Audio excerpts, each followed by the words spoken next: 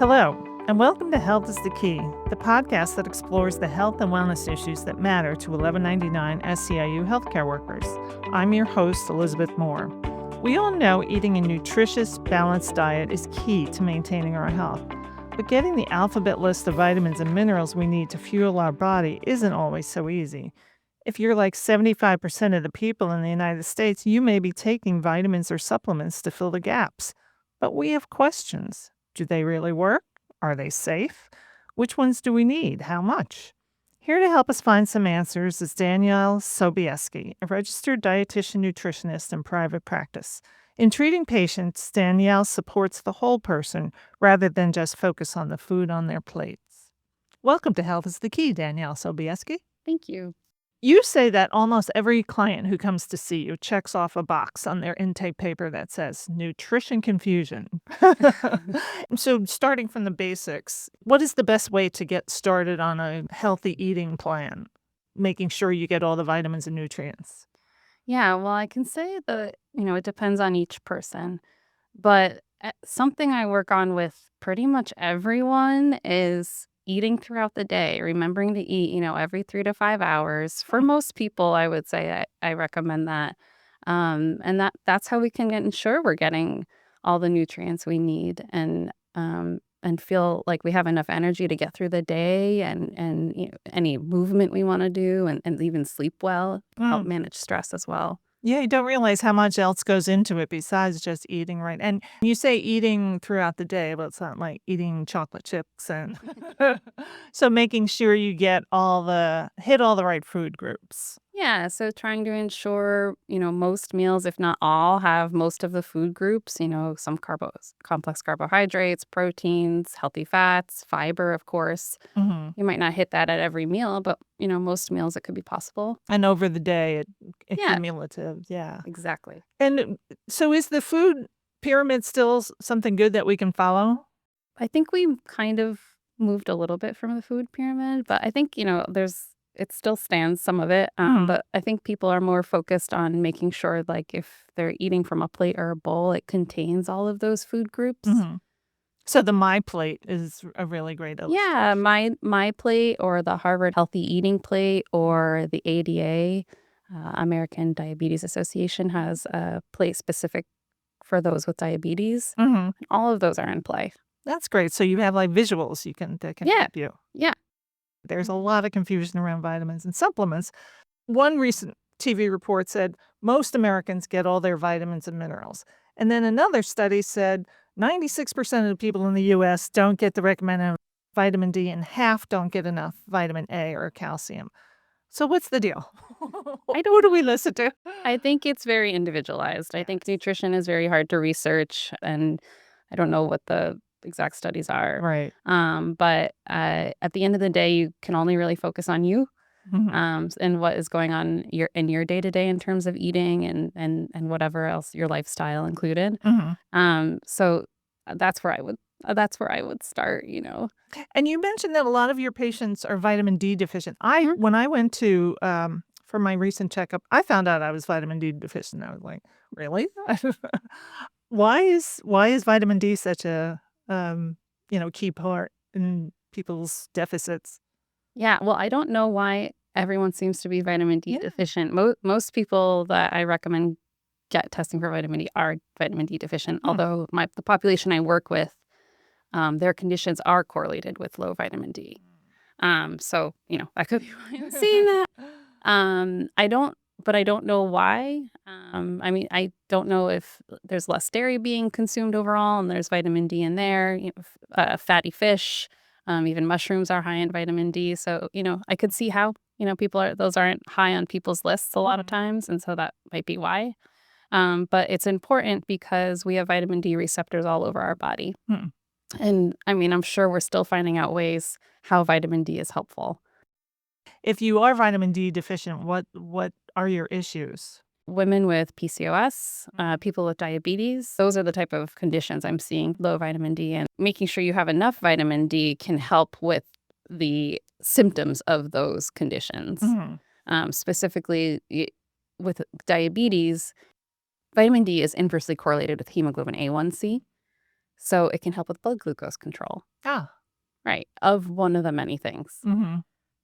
I think I mentioned to my PCP that my hair was thinning. Yeah. And that's why she was like, oh, let's order a vitamin D. Yeah. Sure enough. Yep. Hmm. Yeah. Lots of people are experiencing hair loss, like diffuse hair loss or hair loss around the hairline.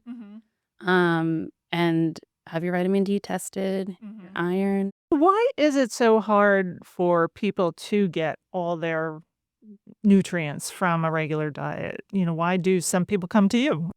It just really depends. And it goes back to, are we eating regularly? Are we eating a balanced diet? It's hard to eat a balanced diet. It's hard to eat every 3 to 5 hours for a lot of people. People don't get breaks. And it's hard to put together a meal, like unless you're laser focused on it. Because it's so hard, people turn to vitamins and supplements, but a lot of the people turn to vitamins and supplements without knowing enough about them. I mean, and we should start with the caveat that everybody should talk to their doctor first before taking any vitamins or supplements. Because they're not benign. They can have effects, which we will get to later. I also read, which blew me away, that there are more than 100,000 different supplement products online and in stores. So how do you begin? The first place I would start is telling your doctor or your dietitian your symptoms, having some lab work ordered, and going from there. There are some vitamin labs that I wouldn't necessarily check, and you can go based off of symptoms. But most for vitamin D, iron, and B12, I would get them checked in most patients. And then after that, you need to know how much. You need to know how deficient you are, and you need to know kind of what dose is appropriate for you and how long to take that dose. If you're very deficient, you would want to take a higher dose for a temporary amount of time, and ideally have those labs redone and then continue on a maintenance dosage. Okay. Now, to find those supplements is probably pretty tricky as well. Ideally, they would be third-party tested, because they're not FDA regulated. Okay, so what is that third-party tested? Can you explain Third-party that a little bit? testing means it's tested by a lab. Okay. So there are the USP, NSF, and consumer labs do their own third-party testing. You can go online and you can type in the brand name or the supplement, and you can see, have they tested, and does this supplement contain what it says it contains? Oh, that's great. That's a great resource. And some of them, I think the saying holds true. If it sounds too good to be true, it probably is. I've seen things that protects against biological aging. It's like, how does it protect against biological aging? And so many of the vitamins also, I know when I started taking vitamin D, my doctor prescribed some, and then after that, I started buying my own. But they would provide like 400 to 500% of your RDA. And more isn't necessarily better, is it? Yeah, I agree. Again, I think it goes back to like how deficient your lab work came back as. So like you say, if your doctor prescribes something, it's probably like 50,000 units of vitamin D, but you take that once a week for 8 weeks, you get retested, Right. you go on a maintenance dose, something like that, right?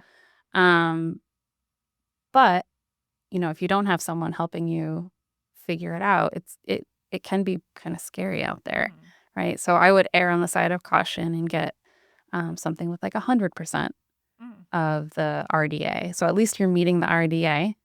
And then you can, reach out and ask, should I be taking a little bit more for a little bit longer?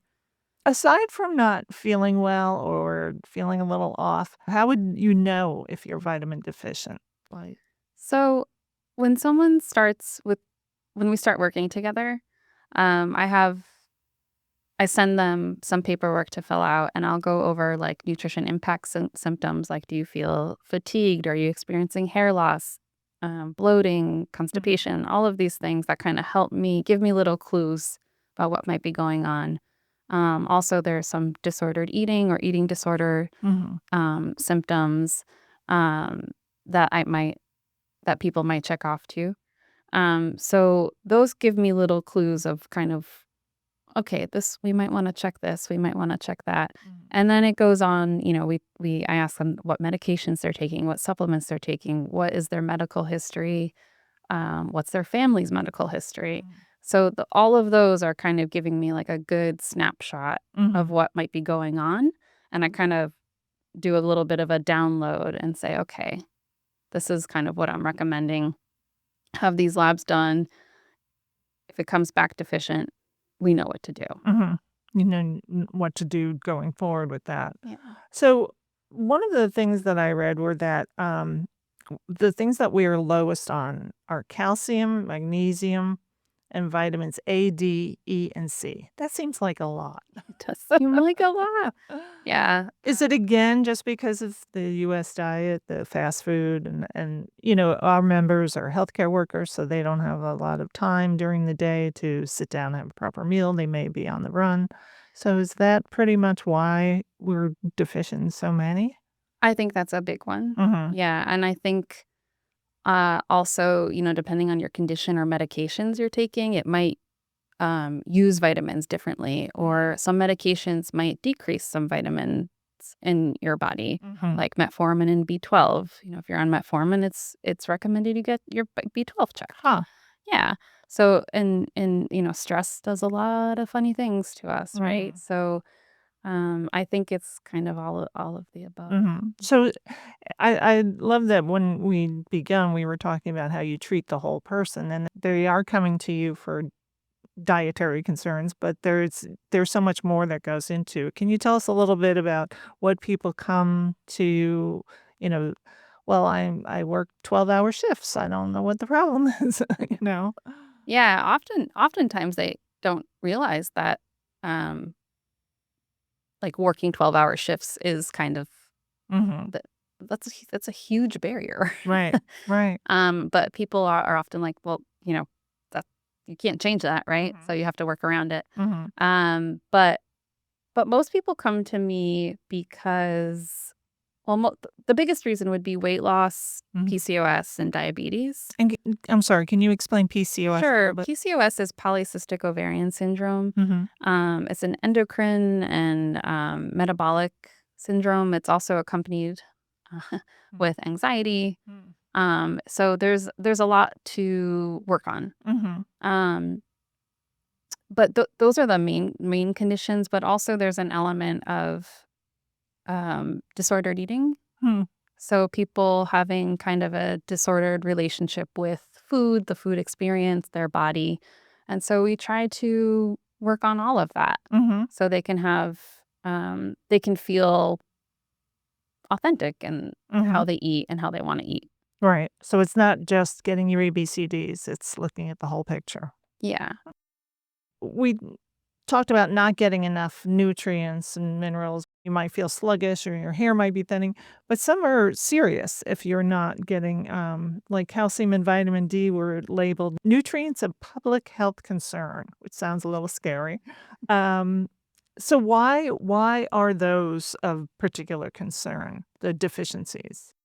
The vitamin D, I think, is of concern because of how many people are deficient. Mm-hmm. And there are a lot of people with chronic issues. Mm. And calcium, I think our intake, it feels like from my experience anecdotally working with patients, our intake is way lower than it used to be. Hmm. Um, but for me, I am most concerned with calcium when it comes to pregnancy. Mm-hmm. Because you're eating for two, really. You're eating, yeah, you're eating for two in the sense Mhm. that the baby will take calcium. Hmm. The baby will take what it needs. So if you're not increasing your calcium is going to the baby and it can affect your bones, Hmm. which That is scary. Yes, that is scary, especially during pregnancy. Mm-hmm. And as you age, your dietary needs change. As you get older, like I love cheese and now I can't eat it so much. How does it change over the years? Like and it just sort of evolves. It's not like, okay, at this age I start doing this and this age I start doing that. Yeah. It doesn't just like start and stop. Yeah. Someone doesn't like send you a message like it's time to increase vitamin D. Yeah. Yeah. So there's two things that you mentioned that I think are of importance. So our needs do change over time, and Mhm. for most micronutrients, not that drastically. Probably for pregnancy, they might change. Like that's what we think of micronutrients needing to be increased. Mm-hmm. But also there's an element of our eating patterns change over time. And then not to mention going into the workforce, starting a family. These are all life transitions. Yep. Yeah, perimenopause, menopause. Those are all transitions that there's not someone, sending you a card in the mail saying, okay, remember to eat your protein, start strength training now, Right. those kinds of things. So I think it happens slowly over time, and then we start to feel symptoms and we're like, wait, what happened? But a lot has happened. A lot has changed and we just haven't realized it. Right. I've heard so much conflicting information about multivitamins. Like, oh, they're no good. They're a waste of time. Or, oh, they help out. They're a good bridge. What is your opinion on multivitamins? I think if you're experiencing symptoms and you can't get to the doctor and you're not eating, 2-3 meals a day of good balanced meals, it makes sense to take a multivitamin. With vitamin D and B12, make sure those are in there. They typically are. Some multivitamins don't have iron. So if that's an area of concern, then you might have to get a separate iron. But I think a good multivitamin that's not too crazy, not too high in some micronutrients, it makes sense for most people for at least a short time until you can get to the doctor, have Right. some labs checked, and move on. And the women in particular are low in iron. So that's sort of important as they get older. The people who I see needing iron right now are women with heavy menstrual cycles. And they don't realize it until they feel pretty terrible. So it's just makes sense to test for. I recommend testing for ferritin, but your doctor can include more iron studies. And those symptoms are pretty clear. They're sluggish, they're tired, always feeling run down. Yeah, and their tastes may change. Yeah, hair loss. Yeah. We did want to get into, when we were talking about the different ages, menopause, what kind of changes you go through, nutritionally speaking, during menopause. Well, I'm not a menopause expert, but I do see a lot of patients that are going through menopause or have or are beginning. And I think the biggest one I see is our bodies start to change and there's this reaction to restrict. And that's not what we want to do. We want to continue to nourish our bodies, but it really depends on the person. But most of the time I'm trying to make sure they're getting their protein and fiber at every meal. That's the main thing that I see during menopause. People need more fiber. But if you take it in the form of Metamucil or a fiber supplement, you don't want to take that with medications or supplements because it might inhibit the absorption or how that medication is digested and metabolized. Yeah, so we'd recommend to take it probably, if you take your medications in the morning, take your fiber at night. Okay.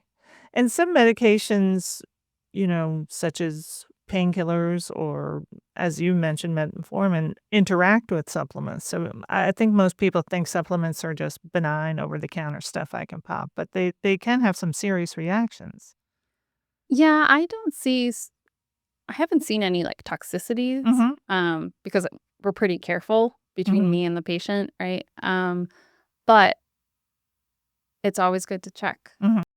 I recently had surgery, and leading up to the surgery, I was told, stop taking any vitamins. I was like, why?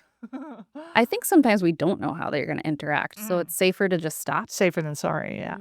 Sometimes with fish oil, I'll recommend if someone's on like a higher dose fish oil, I might recommend they stop before surgery for like a week or two. Okay. So this is something that when patients come to you, you give them sort of a roadmap, how to take these things, how they interact. So you are leading them because I do feel that many people who start them just are doing it on their own, but you can really lay out the risks, the benefits. Yeah, so it's a lot of framework building, and most of the time I'm saying, well, this is what I know, and these are your options. What feels right for you? And that's how it works. Okay. Yeah. So as a takeaway for our members, it's talk to your doctor first, explain all your symptoms, get their recommendations, follow them, and make sure that whatever you're buying is tested by. We will list those testing groups in our show notes so that people can refer to that. Is there anything you would like to leave our members with about vitamins and supplements in general? I think there's a lot of black and white thinking or all or nothing thinking around supplements and Mhm. vitamins and minerals. They are important. A lot of people are not able to get what they need through their diet. So at your physical, it's worth a check. Mhm. And it's worth it to reach out to your doctor or dietitian or whoever's on your team and ask. Mhm. Never hurts to ask. It never hurts to ask. Well, I think you've answered a lot of our questions, and we thank you for coming to see us today. Thank you. Tune in later this month to our August keynote to hear Danielle explain what typically happens during a visit to a dietitian or nutritionist and beyond. For more information on what you heard today, please check our show notes. And remember, subscribe to Health is the Key wherever you get your podcasts. This podcast and its content are presented solely for general informational and entertainment purposes. The information and opinions provided on this podcast are not intended as legal or medical advice and do not constitute or serve as a substitute for professional medical or psychological treatment, diagnosis, therapy, or other types of professional intervention.